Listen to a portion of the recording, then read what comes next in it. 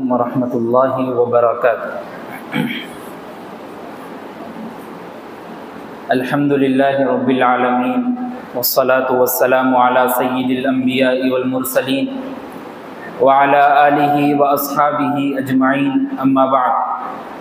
क़ाल अल्लाहु तबारक व तआला फ़ी कलामिहिल मजीद वल फ़ुरक़ानिल हमीद। अऊज़ु बिल्लाहि मिनश शैतानिर रजीम। बिस्मिल्लाहिर रहमानिर रहीम। सुब्हानल्लज़ी अस्रा बिअब्दिही लैलन मिनल मस्जिदिल हराम इलल मस्जिदिल अक़सा अल्लज़ी बारकना हौलहु लिनुरियहु मिन आयातिना इन्नहु हुवस समीउल बसीर। सदक़ल्लाहुल अज़ीम। मुअज़्ज़ज़ सामिईन किराम, मुहतरम बुज़ुर्गों और दोस्तों,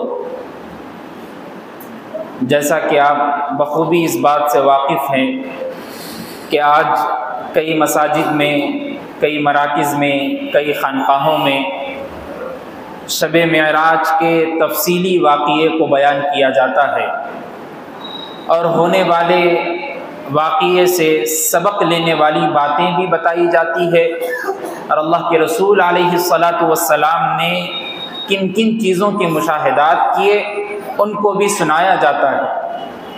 इसका एक तफसीली वाक़या सुनाने का रीज़न भी यही है कि लोगों के अंदर जो सबसे बेहतरीन तोहफ़ा मेराज के मौके पर दिया गया नमाज का, वो मोहब्बत, वो अमली जामा लोग पहनकर मस्जिद का रुख करें। उसके अलावा शब मेराज का वाक़या तज़किरा करने का कोई और मकसद है नहीं। इसीलिए आज मुख्तसरन शब मेराज के वाक़ये को आपके सामने बयान किया जाएगा। किसी भी वाक़ये को बयान करने से पहले उसके पस मंज़र को देखते हैं, बैकग्राउंड को देखते हैं कि भाई असल हकीकत क्या है, क्यों मेराज कराई जा रही है। तो पस मंज़र को सबसे पहले समझ लेंगे तो आसानी हो जाएगी मेराज के वाक़ये को सुनने में और समझने में। शब मेराज का वाक़या एक ऐसा वाक़या है जिसको जहन समझने से कासिर है कि भला कैसे मुमकिन है कि रात के थोड़े से हिस्से में मस्जिद हराम से मस्जिद अक़सा का सफ़र भी हो और मस्जिद अक़सा से सातों आसमानों की सैर भी हो, जन्नत और जहन्नम का मुशाहिदा भी हो और अल्लाह से मुलाकात भी हो और नमाजों का तोहफ़ा भी हो और फिर मस्जिद अक़सा की रवानगी हो और फिर मस्जिद अक़सा से मस्जिद हराम की रवानगी हो। नामुमकिन है, हो ही नहीं सकता किसी का माइंड अगर सोचे। लेकिन करने वाली ज़ात अल्लाह, और अल्लाह के लिए हर चीज़ पॉसिबल है। और किसके लिए तोहफ़ा दिया जा रहा? नबी कायनात फ़ख्र मौजूदात अलैहिस्सलातु वस्सलाम के लिए। और मोहब्बत करने वाला जब नबी से इतनी मोहब्बत करते हैं तो फिर गिफ्ट भी उतना ही बड़ा दिया जाता है। तो असल पस मंज़र को समझना चाहिए। अल्लाह के रसूल अलैहिस्सलातु वस्सलाम अभी हिजरत नहीं हुई, मदीने की तरफ मक्के में है। और जब दीन का काम शुरू हुआ, दावत और तबलीग का काम शुरू हुआ, लोगों के सामने जाकर क़ुलू ला इलाहा इल्लल्लाह तुफ़्लिहू, ऐ लोगो ला इलाहा इल्लल्लाह कहो, कामयाब हो जाओगे। यही दीन की दावत अभी अमली मश्क चल रही है। लेकिन उस वक्त भी अल्लाह के रसूल अलैहिस्सलातु वस्सलाम को लोग तकलीफ देते थे, कुफ़ार, लेकिन उतना ज़्यादा सामने ठहर कर तकलीफ नहीं दे सकते थे, क्योंकि अबू तालिब आपके चचा थे, आपके साथ हम सफ़र थे, आपके कायद थे, हमेशा ठहरे हुए रहते बाजू कि कुछ तकलीफ हुई मेरे भतीजे को तो मैं बाजू हूँ, पहले मेरे से बात करना, उसके बाद वहाँ तक पहुँचना। ये अबू तालिब थे साथ में। लेकिन जब हज़रत अबू तालिब का इंतकाल हुआ और उसके कुछ दिनों के बाद ही उम्मुल मोमिनीन हज़रत खदीजतुल कुबरा रज़ी अल्लाह अन्हा का वफ़ात हुआ, तो इतना बड़ा सदमा अल्लाह के रसूल सल्लल्लाहु अलैहि वसल्लम को हुआ दिल से कि पहले तो अबू तालिब का इस वफ़ात का एक सदमा दिल से गुजरा नहीं, अभी ठंडक महसूस नहीं हुई। उससे पहले पहली बीवी हज़रत खदीजतुल कुबरा 25 साल की उम्र में निकाह हो रहा है और 25 साल से लेकर 50 साल तक 25 साल तक अल्लाह के रसूल सल्लल्लाहु अलैहि वसल्लम ने किसी और से निकाह किया ही नहीं, हज़रत खदीजतुल कुबरा रज़ी अल्लाह अन्हा के साथ है। तो इतनी ज़्यादा मोहब्बत। और अम्मा जान हज़रत आयशा रज़ी अल्लाह अन्हा हमेशा फरमाया करती थी कि मैं कितनी भी ज्यादा मोहब्बत कर लूं अल्लाह के रसूल सल्लल्लाहु अलैहि वसल्लम से, लेकिन खदीजा रजी अल्लाह अन्हा के मकाम को पहुंच नहीं सकती। और अल्लाह के रसूल सल्लल्लाहु अलैहि वसल्लम को बारहा पूछा भी करती थी उम्मुल मोमिनीन हज़रत आयशा, तो यही फरमान था कि खदीजा के बराबर कोई हो नहीं सकता, इसलिए कि अभी वही की स्टार्टिंग थी, अभी वही की इब्तिदा थी। उस वक्त अल्लाह के रसूल सल्लल्लाहु अलैहि वसल्लम पहले तो डर इस वजह से कि हज़रत जिब्रील अमीन अलैहिस्सलातु वस्सलाम को पहली मर्तबा अपनी असली सूरत में देखे, और हज़रत जिब्राईल पूरे फरिश्तों के सरदार, मलाइका के सरदार और 600 पर लिए हुए, और सिर्फ 2 पर ही काफी है पूरी दुनिया और आसमान को ढांपने के लिए, इतने बड़े फरिश्ते। और अल्लाह के रसूल सल्लल्लाहु अलैहि वसल्लम आंख से देख ले, बशर है, और कितना डर और खौफ था होगा दिल में। और वही आए, आते आते उम्मुल मोमिनीन हज़रत खदीजतुल कुबरा के पास आए और आकर कहा कि मुझे चादर उड़ाओ, चादर उड़ाओ, मैं डर में हूं, और बुखार इतनी ज्यादा डर की वजह से। वरक़ा बिन नौफल के पास ले गई, जो चचा थे, कहा गया कि ऐसा ऐसा डर है, इस फरिश्ते को ऐसी अलामत मैंने देखी, ये आयतें सुनाई। तो वरक़ा बिन नौफल ने कहा कि अल्लाह तबारक व तआला हज़रत ईसा अलैहिस्सलातु वस्सलाम से जो बात कहलवाई थी कि आखिरी रसूल आखिरी नबी आएंगे, वो आप ही है। तो अल्लाह के रसूल सल्लल्लाहु अलैहि वसल्लम को हमेशा साथ रहा करती थी हज़रत खदीजतुल कुबरा रज़ी अल्लाह अन्हा। जब दोनों की वफात हुई, जो सदमा दिल में था, जो गम और तकलीफ दिल में थी, उसी गम और तकलीफ को लिए हुए लोगों के पास जा रहे हैं, दीन की दावत दे रहे हैं, लेकिन फिर बाद में ये ठान ली कि अब मैं सबसे बड़े सरदार कुरैश के जहां रहते हैं वहां जाऊंगा, उन लोगों को जाकर दीन की दावत दूंगा। और कौन सा मकाम चुना? वही जहां सफर हुआ, ताइफ का वो सफर। ताइफ का वाकया अभी भी आप जाकर देखिए, कभी उम्रे के लिए, हज के लिए जाना हुआ तो आप जाइए ताइफ के मकाम को। अब तो बहुत कम हो गया, पहले जो पहाड़ था ताइफ का, उस पर चढ़ना पड़ता था, फिर चढ़कर उतरना पड़ता था, फिर ताइफ की बस्ती से निकलने के लिए फिर चढ़ना पड़ेगा, फिर उतरना पड़ेगा। तो आप अंदाजा लगाइए कितना बड़ा पहाड़ था होगा चढ़ने और उतरने के लिए। और अल्लाह के रसूल सल्लल्लाहु अलैहि वसल्लम का ननियाली खानदान है, ननियाली रिश्तेदार है वहां पर मौजूद, और दीन की दावत देने जा रहे हैं। कुछ और बात नहीं, अपनी प्रॉफिट की बात नहीं, अपने फायदे की बात नहीं, कुछ और बात ही नहीं है। बात है तो बस ला इलाहा इल्लल्लाह मुहम्मदुर रसूलुल्लाह, उसके अलावा कुछ और नहीं। और लोगों ने तो दीन को कबूल भी नहीं किया, सुनने के बाद कबूल नहीं किया, यही बहुत ज्यादा तकलीफ की बात थी। लेकिन उससे बड़ी तकलीफ तो ये दे दी कि औबाश किस्म के लोगों को, नौजवानों को लगा दिया और कहा कि देखो जब तक ये ताइफ की वादी पार ना होंगे मारते रहना। अल्लाह अकबर। वो ताइफ का सफर, अल्लाह के रसूल, बुखारी की रिवायत है, अल्लाह के रसूल सल्लल्लाहु अलैहि वसल्लम खुद फरमाते हैं सबसे ज्यादा तकलीफ किसी मकाम पर हुई मेरी पूरी जिंदगी में, 63 साल जिंदगी में, वो ताइफ का सफर, सिर्फ दीन की दावत देने के लिए। पहले तो गम का साल हुआ, दोनों की वफात हुई, उसी को आमुल हुज़्न भी कहते हैं सीरत में, गम का साल। और फिर ऊपर से ताइफ का सफर। अब तो निढाल हो गए कि मैं आया अपने ननियाली रिश्तेदारों के पास, ये लोग भी दीन की दावत को कबूल नहीं किए, ऊपर से दिल में पहले तकलीफ थी। अब यहां पर महबूब तकलीफ में है और रब खामोश हो जाए, कुछ तोहफा पेश ना करे, हो नहीं सकता, नामुमकिन है। आप अंदाजा लगाइए, खाली दुनिया की एक मिसाल देके समझाता हूं। कोई किसी से मोहब्बत करता है, किसी से इश्क करता है, तो उसके लिए अपनी जान को निछावर भी कर देता और कहता है कि आपके लिए अपनी जान को भी देने के लिए तैयार हूं, आपके लिए मैं तो फुला फुला करने के लिए तैयार हूं, मेरे पास कुछ हो ना हो लेकिन आपको मैं खुश रखूंगा। जब दुनियावी इश्क की ये हालत है तो आप अंदाजा लगाइए, सरवरे कौनैन है, फख्रे मौजूदात है, खातमुन नबिय्यीन वल मुरसलीन है, मुहम्मदुर रसूलुल्लाह सल्लल्लाहु अलैहि वसल्लम है, आखिरी नबी है, आमीना के लाल है, अब्दुल्लाह के दुर्रे यतीम है, अब्दुल मुत्तलिब के लख्त जिगर है, और वो तकलीफ में हो और रब खामोश हो जाए, इम्पॉसिबल है, हो ही नहीं सकता। अब करना था, बड़ा सा गिफ्ट देना था, तोहफा देना था, तो अल्लाह के रसूल सल्लल्लाहु अलैहि वसल्लम को मेराज कराइए, ऐ नबी आइए, अब दीदार इलाही से मुशर्रफ होना है। अब आप बहुत निढाल हो गए, आपको दिल में गम है, सदमा है, लेकिन उस सदमे और गम का इलाज मेरा दीदार है, आप आइए। अब आने का भी जो तरीका है आप देखिए, अल्लाह के रसूल सल्लल्लाहु अलैहि वसल्लम खुद नहीं जा रहे, आपको बुलाया जा रहा है। और बुलाने पे भी आपको मेहमान खुद ऐसा बनाया जा रहा है कि साथ में एक सवारी देकर भी भेजी गई।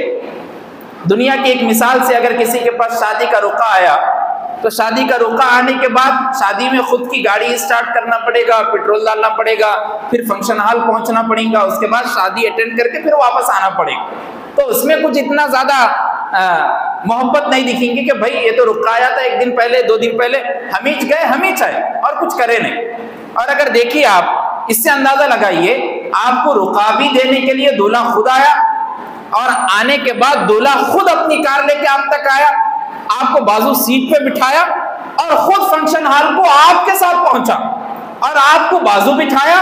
थोड़ी देर होने के बाद फिर आपको खाने की टेबल पे अपने बाजू बिठाया, फिर उसके बाद होने के बाद दूल्हा खुद गया और आपको घर पे ड्रॉप करके फिर अपने घर को गया, तो ताजीम समझी जाएगी। भाई ये कोई नॉर्मल दोस्त नहीं होता, ये तो आशिक है इसका, इसको छोड़ नहीं सकता। तो सवारी का भी इंतजाम हुआ, लाया गया जन्नत से सवारी को बुर्राक, जिसके तेज रफ्तारी का आलम आप अंदाजा नहीं लगा सकते। जहां तक नबी कायनात की नजर जाती थी वहां तक बुर्राक का पहला कदम होता था। सवारी का ये आलम, और साथ में सिर्फ अकेले नहीं, 70,000 फरिश्तों के साथ जिब्रील अमीन अलैहिस्सलातु वस्सलाम घर पर आए। उम्मे हानी रजी अल्लाह अन्हा के घर पे मौजूद हैं। किसी रिवायत से मालूम होता है कि हतीम में मौजूद थे। अब आप देखिए, मक्के में जाने के बाद जहां पर तवाफ करते हैं उसको हतीम बोला जाता, वो भी काबे में शुमार होता, मक्के में शुमार होता। हालांकि वो भी मक्का ही है, लेकिन हम मक्का जैसा ही बोलते कि अपने पास जहन में गिलाफ काबा चढ़ा हुआ 4 दीवारी, उसको हम मक्का समझते हैं, लेकिन हतीम भी मक्का ही है। बाद रिवायतों में आता है कि हतीम में मौजूद है, बाद रिवायतों में आता है कि अपने घर में मौजूद थे, बाद रिवायतों में आता है कि उम्मे हानी के घर पे मौजूद थे, लेकिन मक्के ही में हैं। और उम्मे हानी रजी अल्लाह अन्हा के घर में आए और आने के बाद हज़रत जिब्रील अमीन अलैहिस्सलातु वस्सलाम अल्लाह के रसूल सल्लल्लाहु अलैहि वसल्लम को बेदार किए। बेदार करने के बाद अल्लाह के रसूल सल्लल्लाहु अलैहि वसल्लम ने पूछा कि अल्लाह के पास से कोई वही आई, इसलिए कि आप आते थे वही देने के लिए, कोई वही आई? अल्लाह के रसूल सल्लल्लाहु अलैहि वसल्लम ने पूछा। तो हज़रत जिब्रील अमीन अलैहिस्सलातु वस्सलाम ने कहा वही नहीं, आपकी मुलाकात के लिए अल्लाह तबारक व तआला आपको बुला रहे हैं।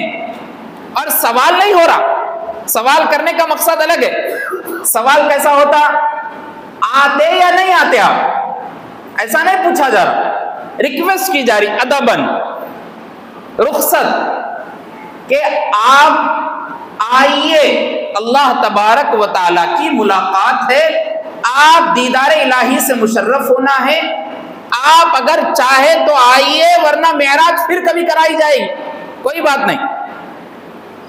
रिक्वेस्ट। अल्लाह के रसूल सल्लल्लाहु अलैहि वसल्लम ने जब लब्बैक कहा, हाजिरी हुई, तो वही बुराक पर सवार हुए। बाज़ रिवायतों में ये भी बात मिलती है कि जब बुराक पर बैठने वाले थे उससे पहले बुराक शौखियाँ करने लगा। जैसे हम देखते हैं घोड़ों को तिल मिलाते हैं, कभी कभी उछलते हैं, कूदते हैं। तो बाज़ रिवायतों में ये भी बात मिलती है, तिरमिज़ी की रिवायत है, लेकिन इसको हदीस ज़ईफ़ भी कहा गया, लेकिन इमाम तिरमिज़ी अलैहिर्रहमान ने इसको नकल भी किया। तो जिब्रील अमीन अलैहिस्सलातु वस्सलाम ने उस बुराक से कहा, तू क्यों शौखियाँ करता है, तुझको मालूम नहीं तेरे ऊपर सवार होने वाला पूरे नबियों का इमाम और खातमुन नबिय्यीन वल मुरसलीन है, जिनसे ज्यादा बाइज्जत और बाअज़मत शख्सियत आज तक तेरे ऊपर सवार ही नहीं हुई, तेको बनाया ही इसलिए गया।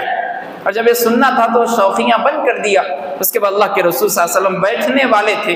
फिर और एक रिवायत भी मिलती है बाज़ अहादीस में कि अल्लाह के रसूल सल्लल्लाहु अलैहि वसल्लम जब बैठने वाले थे तो सवारी की तारीफ की जा रही, सवारी की तारीफ करने वाले जिब्रील अमीन, आप अंदाजा लगाइए, और सवारी की तारीफ हो रही है कि इसका तेजी का अंदाजा ये है कि जहां तक नजर जाती वहां तक इसका पहला कदम है, और ये तारीफ हो रही, और अल्लाह के रसूल सल्लल्लाहु अलैहि वसल्लम की आंख से आंसू जारी है। अब जिब्रील अमीन अलैहिस्सलातु वस्सलाम टेंशन में कि भाई ऐसी क्या बात मेरे जबान से निकल गई कि अल्लाह के रसूल सल्लल्लाहु अलैहि वसल्लम की आंख से आंसू जारी है।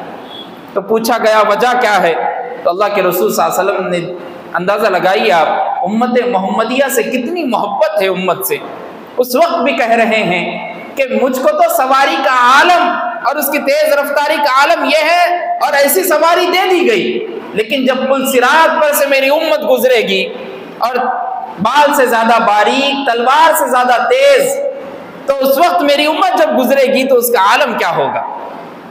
हजरत जिब्रील अमीन अलैहिस्सलातु वस्सलाम थोड़ी देर रुकने के बाद, सकते के बाद, अल्लाह तबारक व तआला के हुक्म से बोल पड़े कि आपको कोई घबराने की जरूरत नहीं है, आपकी पूरी उम्मत को जन्नत की सर्टिफिकेट देने के लिए तैयार है। बाद रिवायतों में ये भी बात मिलती है।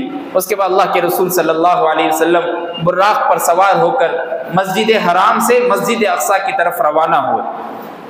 दो चीज़ें हैं, एक है इसरा, एक है मेराज। आप अगर सऊदी की कुरान लेंगे तो उसमें पारे 15 जो शुरू होता, उसके ऊपर सूरत लिखी हुई रहती, सूरत बनी इसराइल मक्किया। अगर आप सऊदी की कुरान लेंगे तो उसमें लिखा हुआ रहता सूरतुल इसराई मक्किया। तो इसरा और मेराज में फर्क है। मस्जिद हराम से मस्जिद अक्सा तक जो बुर्राक पर सवारी हुई और सफर हुआ उसको इसरा बोलते हैं। मस्जिद अक्सा से फिर 7 आसमानों पर जो सफर हुआ उसको मेराज कहते हैं। और अरबी में अगर आप डिक्शनरी में देखेंगे मेराज के क्या माने हैं तो आपको मिलेगा, आसान लफ्ज में मैं बोलूंगा कि सीढ़ी जिस पर चढ़कर जाया जाता है। अब वो सीढ़ी कैसी थी वल्लाहु आलम, कहीं भी इसका तज़किरा नहीं मिला कि कैसी सीढ़ी थी, कैसा इंतजाम किया गया, कितनी बड़ी होगी, वल्लाहु आलम। लेकिन सीढ़ी का इंतजाम हुआ और अल्लाह के रसूल सल्लल्लाहु अलैहि वसल्लम मस्जिद अक्सा से मस्जिद ऊपर आसमानों पर तशरीफ ले गए। अब इसरा जो हो रहा है मस्जिद हराम से मस्जिद अक्सा, वहां पहुंचने से पहले आपको मदीना मुनव्वरा की जगह दिखाई गई, मदीन दिखाया गया और साथ ही साथ हजरत मूसा अलैहिस्सलातु वस्सलाम जहां पर मदफून है उस जगह भी दिखाई गई, कोहे तूर भी दिखाया गया। उसके बाद मस्जिद अक्सा जब पहुंचे, पहुंचने से पहले पूरे अंबिया कराम अलैहिस्सलातु वस्सलाम पर वहां पर मौजूद हैं, इसलिए कि अब नमाज अदा करना है और नमाज अदा करना है तो इमाम का वेट किया जा रहा है। आप अंदाजा लगाइए इससे कितनी बेहतरीन बात मालूम हो रही है।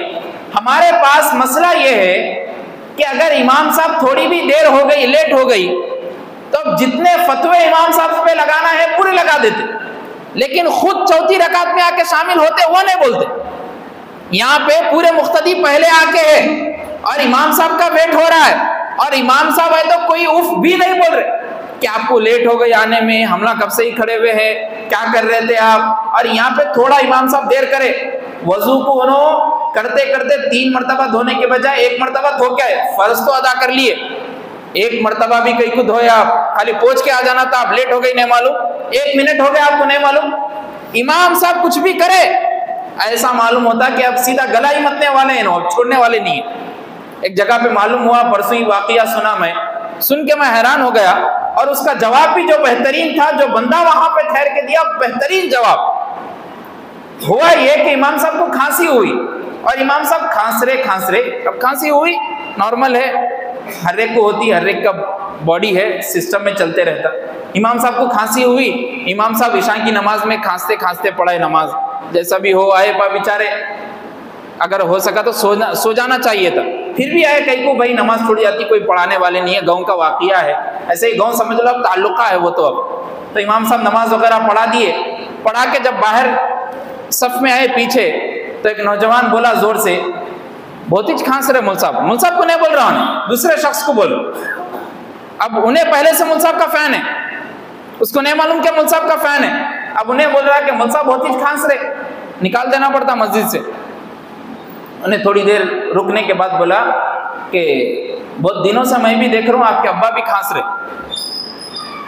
बहुत दिनों से मैं भी गौर कर रहा हूँ, मेरे बाजू की नमाज पढ़ रहे फजर की, तुम्हारे अब्बा भी खांस रहे, कुछ सोचे फिर उसके बारे में।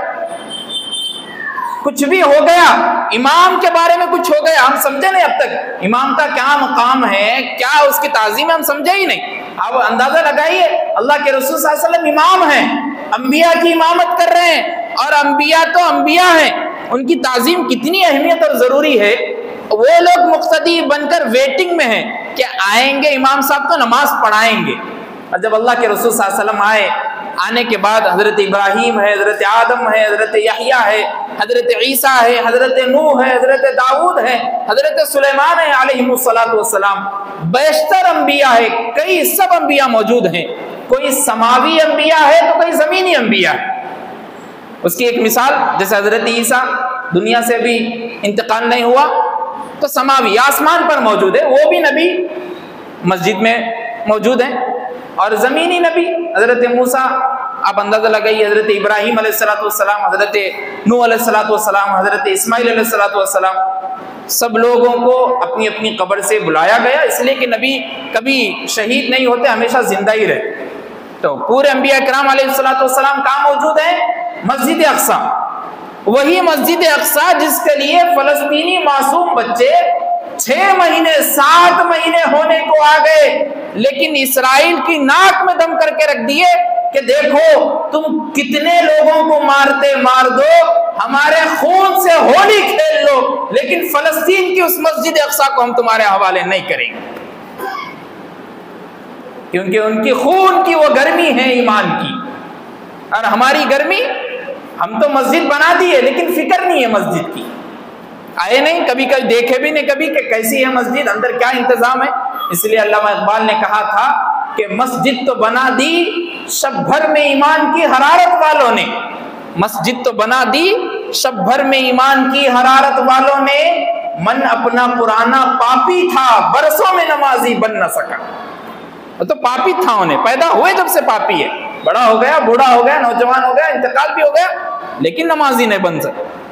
लेकिन वो मासूम बच्चे, क्या मालूम उन लोगों को, मिसाइल नहीं, एटम बम नहीं, इलेक्ट्रिक कोई चीज नहीं, वैसी कोई बड़े बड़े जहाज उनके पास मौजूद नहीं, रॉकेट मौजूद नहीं, कुछ मौजूद नहीं है, लेकिन ईमान की गर्मी कि हम मरेंगे लेकिन इस मस्जिद पर कोई आंच आने नहीं देंगे, क्योंकि मालूम है यहां पर नबियों के इमाम ने इमामत की है, इसको हम तुम्हारे हवाले कैसे कर सकते हैं। अल्लाह के रसूल अलैहिस्सलातु वस्सलाम ने वहां पर इमामत की, इसीलिए आपको इमामुल अंबिया कहा जाता है। उसके बाद मेराज का जो सफ़र शुरू हुआ, 7 आसमानों की सैर, पहले आसमान पर हज़रत आदम से मुलाकात हुई, जब भी आसमान पर जाते आवाज़ देते हज़रत जिब्राइल खटखटाते, अब वो दरवाज़ा था क्या था वल्लाहु आलम, उसकी भी कहीं पे बात मौजूद नहीं है, लेकिन हज़रत जिब्राइल पूछते थे। इससे भी मालूम होता है कि किसी के घर में जाने से पहले इजाज़त लेना ज़रूरी है, झांक तांक करना ज़रूरी नहीं है। सफ़र मेराज के हर जुज़ को आप पढ़ेंगे समझेंगे तो दुनिया में ज़िंदगी गुजारने का सबक मिलेगा। खाली वाक़िया नहीं है, कोई कहानी नहीं है, कोई एक आपके सामने तस्वीर खींची नहीं जा रही, आपको ज़िंदगी गुजारने का तरीका भी सिखाया जा रहा साथ ही साथ। पहले आसमान पर खटखटाया गया, आवाज़ आई अंदर से, मन कौन? कहा गया जिब्राइल। तुम्हारे साथ कौन? कहा गया मोहम्मदुर रसूलुल्लाह सल्लल्लाहु अलैहि वसल्लम। दरवाज़ा खोला गया, सलाम हुआ, उसके बाद कहा गया कि क्या बुलावा आया है ऊपर से? जिब्राइल अमीन ने कहा हाँ बुलावा आया है। उसके बाद हज़रत आदम ने तमाम जितने अंबिया से मुलाकात होने वाली, सब ने यही काम किया और सब ने यही दुआ दी कि आने वाला भी बेहतरीन है, बुलाने वाला भी उनसे बेहतरीन है। तो दोनों का अंदाज़ा भी हम नहीं लगा सकते, दोनों की अजमत शान अलग है। पहले आसमान पर मुलाकात हज़रत आदम से, दूसरे आसमान पर हज़रत ईसा से, तीसरे आसमान पर हज़रत सुलेमान, यूसुफ, चौथे 7वें आसमान पर हज़रत इब्राहीम अलैहिस्सलातु वस्सलाम से मुलाकात हुई। उसके बाद अल्लाह के रसूल अलैहिस्सलातु वस्सलाम को जन्नत और जहन्नम का मुशाहिदा कराया गया। यही एक असल मजमून है मेराज के मौके पर, जिसको समझना बेहद ज़रूरी है। क्या कैसी इतनी इमरजेंसी थी कि जहन्नम में लोगों को जलता हुआ रखा भी गया, प्रैक्टिकली तौर पे करा के बताया भी गया कि देखो आपकी उम्मत के लोगों के साथ ऐसा होगा। जरूरत बहुत थी, इसलिए कि वो गुनाह भी वैसे हैं। जहन्नम का मुशाहिदा कराया गया। मैं जिसको तज़किरा करने के लिए एक किताब मेरे पास मौजूद है, जिसमें से मैं चंद अज़ाबात को बतलाऊंगा। रिवायत भी मौजूद है, बुखारी शरीफ की, तिरमिज़ी की, इब्न माजा की भी रिवायत है कि फरमाते हज़रत अनस रज़ी अल्लाह अन्हु से रिवायत है कि कुछ लोगों के पास से गुज़र हुआ, फरमाया गया कि वो लोग जिनके होंठ आग की कैंचियों से काटे जा रहे थे। कुछ लोगों को देखा जिनके होंठ आग की कैंचियों से काटे जा रहे थे। मैंने जिब्राइल से दरियाफ्त किया ये कौन लोग हैं? महादा जिब्राइल, जिब्राइल ये कौन है, क्या है, क्यों ऐसा इतना खतरनाक और सख्त अजाब दिया जा रहा है? जिब्राइल ने अर्ज किया, अल्लाह के रसूल सल्लल्लाहु अलैहि वसल्लम, आपकी उम्मत के वो खतीब हैं जो लोगों को भलाई का हुक्म तो देते थे लेकिन खुद अमल नहीं करते थे। खतीब जैसे मैं बयान कर रहा हूं, जुमे के जो बयान करते, उसके अलावा भी हर वो खतीब जो घर में भी बयान करता, खवातीन में बयान करता, सब उस हद तक तो बोल दिए कि देखो सूद मत लो, सूद मत लो, ज़कात देते रहो, रमजान के रोजे रखो, ये करो, सब करो, बोल दिए, लेकिन खुद जाके पहले सूद में मुब्तला है, मालूम ही नहीं दूसरों को। लोगों को हुक्म तो दे रहे भलाई का लेकिन खुद अमल नहीं कर रहे। तो क्या देखा उनके साथ अज़ाब? उनके होठों को आग की कैंचियों से काटा जा रहा था। आप इमेजिन कीजिए कि हम बर्दाश्त कर सकते हैं। उसके बाद और एक लोगों पर गुजर हुआ। हजरत अनस रजी अल्लाह अन्हु रावी है, अबू दाऊद शरीफ की रिवायत है, फरमाते हैं कि रसूल करीम सल्लल्लाहु अलैहि वसल्लम ने इरशाद फरमाया कि कुछ लोगों पर गुजर हुआ जिनके तांबे के नाखून थे, जिनके नाखून तांबे के थे, वो अपने चेहरों और सीनों को छील रहे थे। पहले तो यही नाखून है, इसकी पावर को अपन बर्दाश्त नहीं कर सकते, कभी लग गया तो तांबे का नाखून है और चेहरों को भी छील रहा है और सीनों को भी छील रहा है। उसके बाद देखा, मैंने कहा जिब्राइल ये कौन लोग हैं? तो जवाब आया, ये वो लोग हैं जो दुनिया में लोगों का गोश्त खाते थे। अब लोगों का गोश्त खाने वाले कौन है? कुरान मजीद में उसको बयान किया गया, गीबत करने वाले लोग।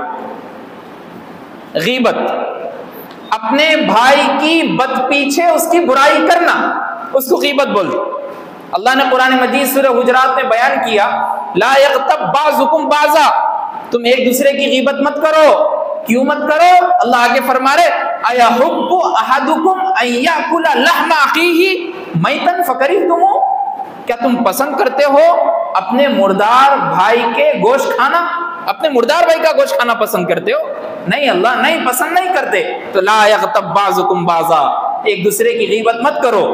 और गीबतों से ही जितना अपनी आवाम में शिद्दत पैदा हो रही, दुश्मनी पैदा हो रही, ना इत्तेफाकी पैदा हो रही, और आप चाहे उसको दुश्मनी बोल दीजिए, जो भी हो रहा हो गीबतों की वजह से।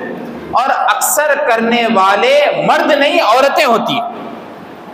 देखिए आप किसी का फोन आ गया घर पे तो लग गए, तो बस लग ही गए, ऐसा लग गए कि उन्हों मालूम क्या है, उनके उन्हों मालूम क्या है, उन्हों कैसा करे मालूम है। सब बात बोलने की नहीं है, आप खैर खैरियत को पूछने के वास्ते फोन करे, खाना खाए क्या, नहीं खाए क्या, तबीयत कैसी है, आ गए आपके फर्जंद, बस हो गई बात। उन्हों कैसे हैं, मेरे गली में रहने वाले बाजू क्या है वो मालूम है, ये मालूम है, उन्हों क्या है, उन्हें कुछ भी होंगे, उन्हें कुछ भी कर रहे होंगे।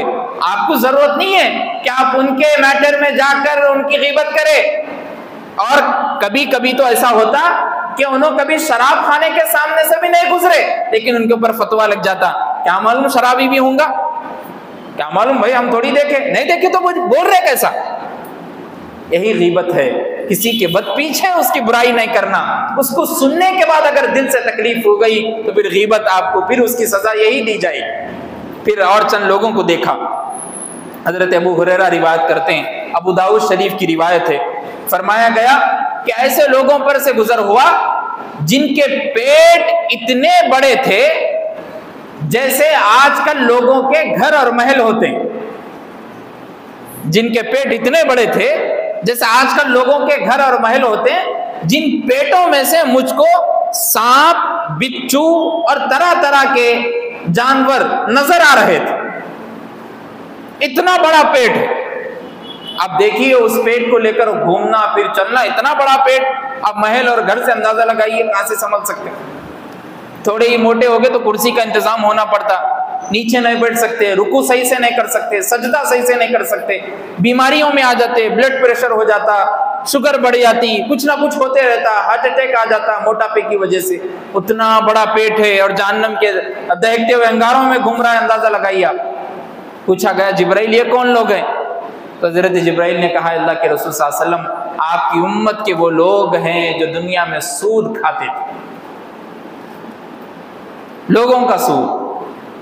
और आपको मालूम है सूद खाने वाला, सूद देने वाला, सूद पर गवाह रहने वाला सूद के लिए साइन सिग्नेचर करने के लिए पेन और कलम देने वाला भी सूद में शामिल है, पेपर देने वाला भी सूद में शामिल है, वहां तक लेके जाके इंटरेस्ट पे गाड़ी दिलाने के लिए लेके जाने वाला भी सूद में शामिल है। उलमा का फतवा हसनुल फतावा उठाइए, आप मालूम हो जाएगी। और क्या है सूद के अल्लाह के रसूल सल्लल्लाहु अलैहि वसल्लम ने फरमाया। आप पहले तो कुरान मजीद को सुनिए, अल्लाह तबारक व तआला फरमाते फ़ाज़नू बिहर्बिन मिनल्लाहि व रसूलिही। अल्लाह ने कभी इतना ऐसा लफ्ज कभी इस्तेमाल नहीं किया कुरान मजीद कि अल्लाह और उसके रसूल से जंग का ऐलान है, आओ अगर तुम्हारे पास लड़ने की हिम्मत है तो अल्लाह और उसके रसूल लड़ने के लिए तैयार है। किस शख्स को कहा जा रहा है? वही सूद खाने वाले, सूद लेने वाले को। और हदीस में आता अल्लाह के रसूल सल्लल्लाहु अलैहि वसल्लम ने कहा अपनी माँ से जिना करने के बराबर है सूद लेना, गलत हरकत करने के बराबर है। कोई इमेजिन भी नहीं कर सकता, कोई सोच भी नहीं सकता, माँ है, माँ से वो काम, ऐसी सोच, ऐसी फितरत जानवर में भी नहीं होती। वो भी समझ जाता है पैदा होने वाला बच्चा कि तो मेरी माँ है, इसको मैं कैसे देखूं। हम तो इंसान हैं और कहा जा रहा है कि सूद लेने वाला अपनी माँ से जिना करने के बराबर। और बाज़ हदीस में आता 70 मरतबा जिना करने के बराबर, 70 मरतबा जिना करने। इसलिए आज तक अगर आप मुलव्विस थे, निकल जाइए, छोड़ दीजिए, अल्लाह से माफ़ी मांगिए, अल्लाह से बोलिए कि अल्लाह आप माफ़ करने वाले, आप माफ़ कर दीजिए। आज से ना वो सूदी कारोबार में जाऊंगा, ना इंटरेस्ट पे गाड़ी लूंगा, ना मिट्टी पे कोई कारोबार चिट्ठी चलाऊंगा, ना EMI में मुब्तला रहूंगा, कोई चीज़ नहीं, सादा सीधा जिंदगी गुजारने वाला बंदा बन के रहूंगा। उसके बाद चंद लोगों को देखा, अल्लाह के रसूल सल्लल्लाहु अलैहि वसल्लम ने देखा कि चंद लोग थे जिनके पास अच्छा गोश्त भी रखा हुआ है, सड़ा गोश्त भी रखा हुआ है, और उन लोगों को कहा जा रहा है कि तुम अच्छे गोश्त को खाओ, लेकिन वो लोग उधर जा रहे हैं और सड़ा हुआ गोश्त खा रहे हैं और परेशान कि भाई अच्छा गोश्त है, तरोताजा गोश्त है, नीट गोश्त है, फ्रेश गोश्त है, इसको खाने के बजाय ये तो गंदा और बदबूदार गोश्त खा रहे हैं। ये कौन है? इनको क्यों ऐसा अज़ाब दिया जा रहा है? जिब्राइल ने अर्ज़ किया अल्लाह के रसूल सल्लल्लाहु अलैहि वसल्लम, आपकी उम्मत की वो औरतें, वो मर्द हैं जो हलाल बीवियों और मर्दों को छोड़कर हराम में मुब्तला थे। सीधा सा लफ्ज़ जिना किया करते हैं। हलाल बीवी है, शादी हो गई, निकाह हो गया, घर में मौजूद हैं, लेकिन मिसाल दे के बोलते कि भाई घर की मुर्गी दाल बराबर, कुछ भी हो जाओ भाई, आदत हो गई, नफ्स में बैठ गया, गंदा हो गया, ऐसा नफ्स बैठ गया, अब पैदा होने वाला नुत्फे से बच्चा भी वैसा ही गंदा पैदा होगा, मालूम नहीं होगा कि भाई कहाँ का नुत्फा है, कहाँ इस्तेमाल कर दिया। जिना वला तक़रबुज़ जिना इन्नहु कान फ़ाहिशा, अल्लाह करे जिना के करीब भी मत जाओ। जिना करना तो दूर की बात, जिना के करीब भी जाने से रोका जा रहा है। जिना के करीब गाने सुन रहे, फिल्म देख रहे, वो कर रहे, थिएटर में जाके बैठ गए, चबूतरों पे बैठ के चबूतरे गर्म कर रहे, 1-1 घंटा हो गया, इंस्टा चलाते हुए देख रहे, तो रात गुजर गई, मालूम ही नहीं हुआ, 4 बज गए, 5 बजे मालूम हो रहा फजर की अज़ान हो रही, तो अच्छा अब सोना है मेरे को, लोगों को उठाया जा रहा अज़ान दे के, इनकी टाइमिंग अलार्म है अब सोने की, और रात में जो निकल गए बाइक पे, फिर दिखे ने कहा है, अम्मा बाबा घर में दोनों ही परेशान, अम्मी अब्बा को बोल रहे तुम्हारी परवरिश का असर है, अम्मा बुंदा उड़ के रोते रोते पुकार लेते सो रहे कि बेटा है, बाप को देखना, बेटी को देख रही हूं ना मैं, सब दोनों का पुकारा चल रहा और बच्चा ऐश और आराम के साथ बाहर घूमते हुए रहे। वो तो आम दिनों में, अब ये आज की रात तो पूछो ही मत, पहली बात तो जागना ही नहीं है, इबादत करना शबे बरात शबे कदर में साबित है, अहादीस में, शबे मेराज में जागना साबित नहीं है। आप कौन सी भी हदीस कहां से भी लाके दिखा दो, मैं यहीं बैठा हुआ, मेरा नंबर ले लेके जाओ, अगर है बोल के मालूम हुआ शबे मेराज में जागने की हदीस है बोल के मालूम हुआ, तो मैं गुलामी करने को तैयार, इतनी बात बोल दे रहा हूं, है ही नहीं साबित। अल्लाह के रसूल सल्लल्लाहु अलैहि वसल्लम को मेराज हो रही मदीना जाने से पहले, आपको मैं एक ही मिसाल देता हूं, मदीना जाने से पहले मेराज हो रही, अब मदीने में कितने साल रहे आप? 10 साल रहे, 53 साल मक्के में, 10 साल मदीने में, टोटल उम्र 63, 53 ईयर्स मक्के में, 10 ईयर्स मदीने में। अब 53 ईयर्स से पहले 51 ईयर्स में आपको मेराज का सफर हो रहा। अब देखिए, इधर के 10 साल, इधर के 2 साल, टोटल हुए 12 ईयर्स, 12 साल। 12 साल आप बाहयात रहे दुनिया में, कभी भी कहीं भी कोई भी हदीस, कोई भी सहाबी, कोई भी सहाबिया ये अब तक बयान करते हुए नहीं मिले कि भाई 12 साल में 12 मर्तबा शबे मेराज आई और अल्लाह के रसूल सल्लल्लाहु अलैहि वसल्लम हमको बिठाते थे, बयान करते थे, जागो बोल के बोलते थे। मिलता ही नहीं। हालांकि देखा गया तो ये जो प्रोग्राम हो रहा वो भी हदीस से साबित नहीं है होने का, लेकिन उलमा इस बात को तरजीह दिए कि भाई उन्हें मस्जिद से जुड़ने वाला आधा 1 घंटा, उसको वहां बिठा के कुछ तो भी बता दो। वो आधा घंटा है, 1 घंटा भी न को बोले ना, उसको ऑफर ही छे। फिर पहली बात तो ना 6 घंटा पिस्ता हाउस में निकालने को सोचा, उसमें से 3 घंटे बारकस को जाने वाला है उन्हें, 3 घंटे वो केबल ब्रिज को जाने वाला है वहां पे घूमने, फिर 2 घंटे कांतोबी धाबों को जाने वाला है, 1 घंटा उन्हें अपने शेड्यूल में से बना के रखा मस्जिद।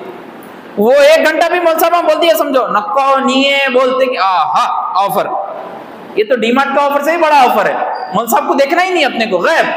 अम्मी को कपड़े नए पहन के निकले तो फिर अम्मी कब मिलना है बेटा, देखेंगे सुबह में 7 बजे, और आप नाश्ता भी नको बनाओ, हम ना वहां से खिचड़ी खट्टा खीमा खा के आने वाले, वैसे ही खा लेते बगैर मुंह जागते ना में सोते कब बोल के। और ऐसा खतरनाक अमल हो गया, दोस्त अगर बाजुक सो रहा तो इसको कोनी मार के जगा रहा है, चल मुंह धो क्या। हालांकि उन्हें सोया तो उसकी सेहत अच्छी रहती, उन्हें उठ के फजर की नमाज पढ़ सकता। देखो आप जागने वाले पूरे फजर के टाइम आइन टाइम में सोते और बोल के सोते, 12 बजे 1 बजे 2 बजे उन लोग की सुबह होती, 2 बजे बोलते दोस्तों कब तक जगा, मैं 5 बजे सो गया, मैं तो 6 बज रहे थे, अज़ां हो रही थी जब सोया, मैं फखर से बोल रहा हूँ, अज़ां हो रही थी जब सोया, और लोगों को हय्या अलस सलाह हय्या अलल फलाह सलातु खैरुम मिनन नौम, नमाज दिन से बेहतर है, आ जाइए कामयाबी की तरफ, आ जाइए नमाज की तरफ। और देखिए आप, एक फजर की नमाज ही है जिसमें 15-20 मिनट से पुकारा जाता लोगों को कि आ जाइए नमाज की तरफ आ जाइए, इसलिए कि फजर की नमाज में ज्यादा नींद रहती है, रात में सो के रहता आदमी, लेकिन या तो इन्हों पूरी रात जग के अब सोए, ये कौन सी इबादत की रात है समझ में नहीं है। पूरे लोग फेमस कर दिए आज क्या है भाई, जगने की रात है। कौन बोले जगने की रात है? जागने की रात आप शबे बारात को भी नहीं बोल सकते, इबादत की रात बोलिए। शबे बारात है, इबादत की रात है। मस्जिदों को अपना दिल लगाइए, मस्जिदों में रहिए, कहीं भी एरियो में जाना होता, उधर से गुजर होता, बड़ा सा बल्ब लगे हुआ है, मस्जिद है, मस्जिद के सामने क्रिकेट खेल रहे, कहीं को खेल रहे, मस्जिद की रोशनी लाइट का इस्तेमाल कर रहे, और कहीं को क्रिकेट खेल रहे। अब ये 2 मैच होते कि 2 रकात जाके पढ़ के फिर आता, ऐसी इबादत कर रहे हैं। वही पत्थर वहीं रख दिए, जाके सो गए, कार आ रही तो तकलीफ हो रही, गाड़ियां आ रही तो तकलीफ हो रही, कोई नाबीना शख्स जा रहा तो उसको तकलीफ हो रही, गिर के लग रहा। और आप देखिए हुकूकुल इबाद हुकूकुल्लाह से पहले हैं, अल्लाह बंदों से सवाल करेंगे कि ये बंदा तुम्हारे को कुछ तकलीफ दिया क्या दुनिया में? तकलीफ दिया मौला, तो अल्लाह बोलेंगे कि पहले उससे माफी मांग के उसके बाद मेरे तक आना। और अगर वो बंदा वहां पे माफ नहीं किया तो सोच लीजिए वहीं रहना है। इसलिए तकलीफ देने की जरूरत नहीं है, आप जाइए घर में रहिए। शबे मेराज की कोई मखसूस नमाज भी नहीं है। लोगों में बहुत ज्यादा बोला जाता कि 2 रकात नमाज पढ़ना है, ये तस्बीहात है, ये तस्बीहात है। कोई तस्बीहात नहीं है, किधर की भी रिवायत नहीं मिलती। सिर्फ एक रिवायत है शअबुल ईमान में,